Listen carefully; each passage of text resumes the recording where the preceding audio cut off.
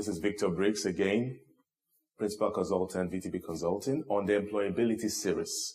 In today's session, we'll be looking at successful interview techniques.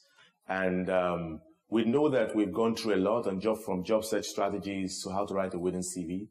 But if you don't have those nuggets on how to succeed on the interview, then all your quest for getting the job is as good as done. So let's go straight into it. We'll quickly look at the different interview formats that we have. We'll look at how to prepare for your interview, what we like to call the written one, and then the oral interview also, and how to win over your interviewer. And then we'll look at some possible interview questions and how best to respond. So let's quickly move on. A job interview is part of the selection process. It's, used by a prospective employer to ascertain if you are the right person, you have the right fit for the job role or the job that's been advertised. And it could be written, what people call a test most times, or it could be an oral interview. An oral interview could be done on the phone. It could also be done based on discussion, one-on-one. You sit with someone in an office or a panel. It could be outside. Some people have an interviews over dinner, but just be rest assured that they're trying to check you out to see if you fit in with what you put down on your CV, or you fit in for the role that they're trying to offer. So whichever format your prospective company chooses, first of all, let me say congratulations for getting to that level of interview. It shows you have something to offer. And the fact that you've been selected, it shows that you are being considered. But also understand that the interview process is also an elimination process. It means there are other people sometimes that they're also considering. So you want to be definitely prepared to be the best candidate for the job. In preparing for a written interview, a written test, it's important to prepare. Like they say, proper preparation prevents poor performance. Different companies use different formats. Some use GMAT, some use SHL, aptitude tests. You need to get abreast with different, formats of testing that people use. Some even use, psychographic tests or things that just have to do with personality profiling.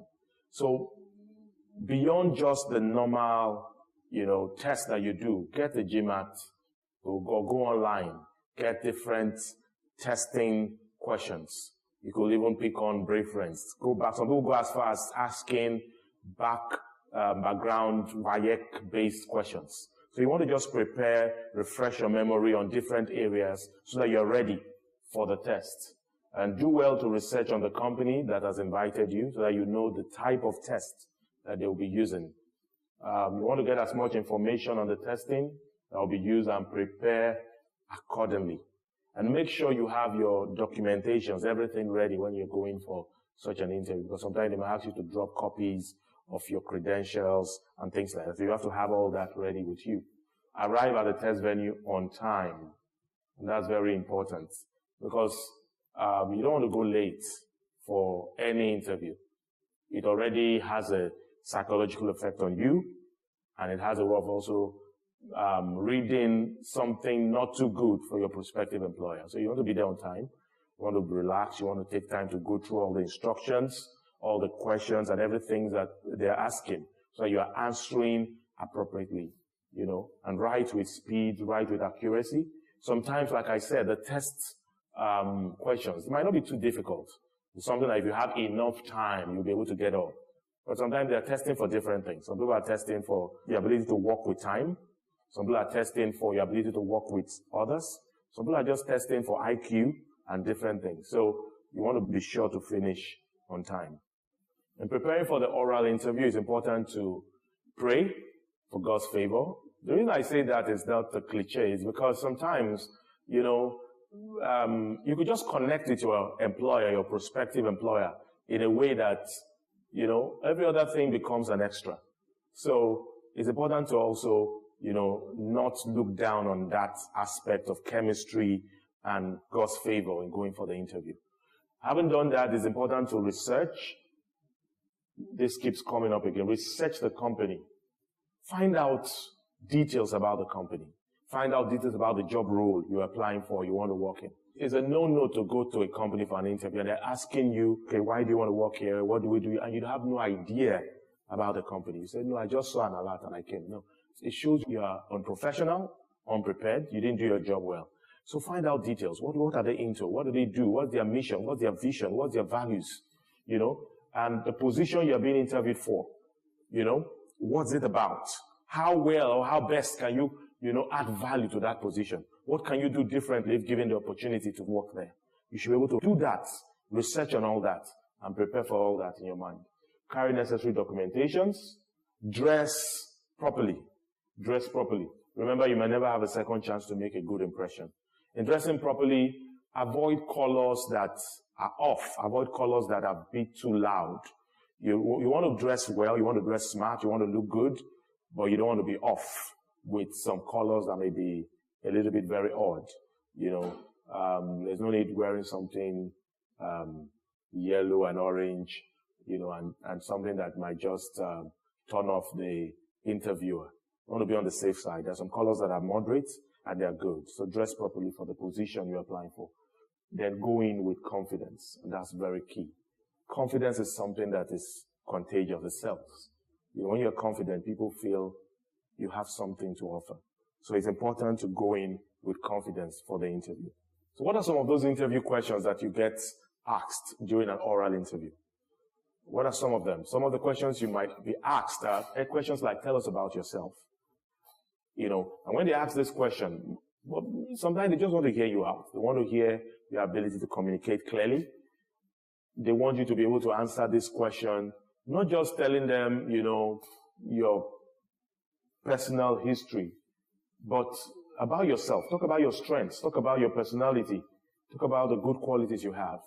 Then definitely you can include other details like when you were born, where you're from, your academic background, your working history. All that is also important.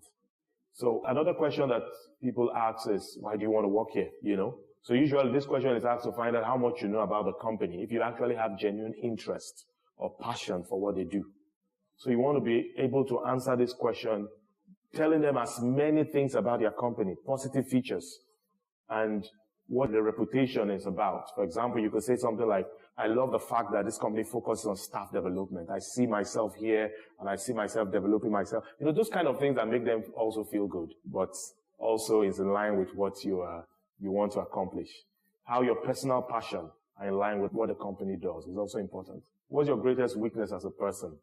Sometimes some people can go ahead to go into that. Don't begin to say things like, I don't have any weakness.